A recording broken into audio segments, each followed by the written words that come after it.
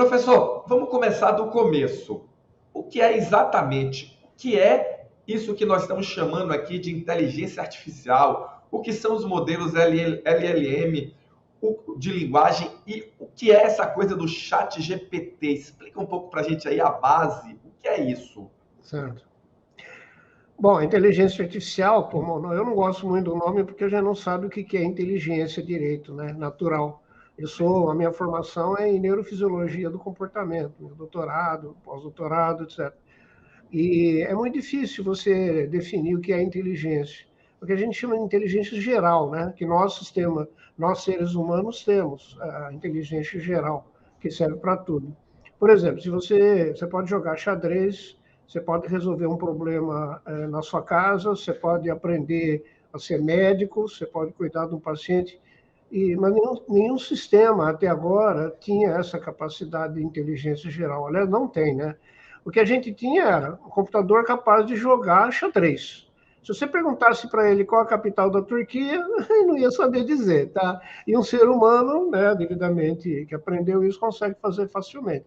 Até uma criança quase recém-nascida já tem inteligência, já está usando.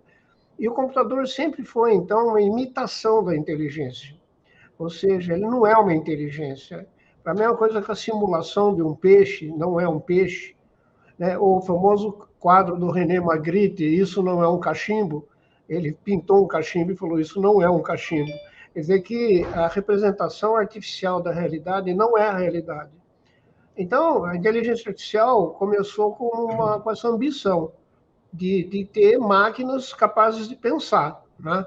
Isso começou, inclusive, lá com Alan Turing, né? Escreveu um famoso artigo especulando se máquinas seriam capazes de pensar. E até bolou um teste, né, que eu vou referir mais tarde, que se chama o teste de Turing, que é o jogo da imitação, que é o nome do filme, né, que todos vocês devem ter assistido, fantástico. Assisti ele novamente ontem à noite para me atualizar sobre o que ele falava. E ele fala o seguinte: a inteligência artificial não é pensamento, não é inteligência natural, é um jogo de imitação, ela é um joguinho. Esse joguinho consiste em você interagir com o computador e não ser capaz de distinguir se é gente ou se é computador. Esse é o teste do Turing. Bem, então, começou lá pela década dos 60, a inteligência artificial, e na área de medicina surgiram muitos programas, muitos softwares, como, por exemplo, o famoso MySyn, né, que foi desenvolvido pelo Dr. Ted Shortleaf, que era capaz de tratar infecções do sangue, bacteremias, não somente identificando a bactéria, mas propondo qual antibiótico queria melhor funcionar. Esse tipo de programa influenciou assim tremendamente o desenvolvimento da inteligência artificial na medicina, mas a verdade é que ficou só nisso, né? Quer dizer, programas especialistas, quer dizer, cada um fazendo uma coisinha. Então, um em glaucoma, o outro em nefropatias, outro em infecções, mas não tinha assim um programa que pudesse ajudar realmente o médico em qualquer situação. Então, isso foi até recentemente, digamos assim, o ano passado, novembro de 2022.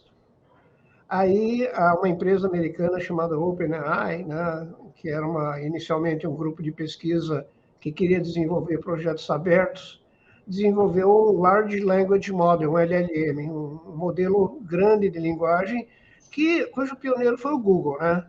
Por quê? O Google, com seu cachê de trilhões de palavras usadas para buscar e que eles tiram da internet, é um LLM gigantesco. Então, se você treinar uma rede neural de múltiplas camadas, o que a gente chama de deep learning, né, o aprendizado profundo, você consegue ter um software, né, um agente capaz de interagir em linguagem natural com o ser humano, tanto em voz quanto em texto. E, além disso, ele incorpora na sua rede neural, com bilhões de neurônios e trilhões de parâmetros, de conexões, de sinapses, ele incorpora tudo aquilo que está presente naquele modelo, certo? E aí foi uma surpresa gigantesca, porque quando você faz uma pergunta em linguagem natural, para quem já usou o chat GPT já deve ter visto isso, né? ele não somente entende de uma forma praticamente perfeita o que você está falando, como se fosse um ser humano, e aí responde também em linguagem natural. Ou seja, está passando no teste de Turing. Se você não souber que você está usando o chat GPT, será que você pensa que é uma pessoa? Será que o chat GPT é capaz da famosa inteligência geral? A Microsoft está dizendo que sim. Eles ficaram tão impressionados que ele falou assim: nós temos as primeiras faíscas de inteligência geral artificial. E isso tem um impacto que vai mudar a humanidade. Vai mudar a humanidade. Eu acho que é uma revolução dentro da revolução dentro da revolução. Né? Lembra daquele evento que a gente fez em São Paulo? A minha palestra foi a revolução dentro da revolução, né? E a internet, certo? Internet, revolução dentro da informática, que é uma revolução causada pela microeletrônica e pelas comunicações. Mas agora, com a possibilidade de ter um robô, um ser artificial, capaz de pensar, de raciocinar, com conhecimento quase que infinito, muito maior do que qualquer ser humano, onde que nós vamos parar, né? Então, a minha curiosidade foi espicaçada pelo fato de ver o que eu sempre fiz, já há bastante tempo, quase 50 anos, que é a inteligência artificial aplicada à medicina e saúde. Então, eu tentei investigar se o chat GPT, esse 3.5, nem testei o 4 ainda, ele realmente consegue resolver casos clínicos, né? Escrever artigos, auxiliar o médico num diagnóstico difícil, propor terapias. Se ele for capaz de fazer isso, como se o médico estivesse interagindo com alguém melhor do que ele, é o que a gente chama em medicina de interconsulta, né? Ou chama ainda de segunda opinião, ou de terceira opinião, ou de quarta opinião. Nós temos aqui uma revolução que está difícil até de avaliar do ponto de vista ético, né? O que vai acontecer?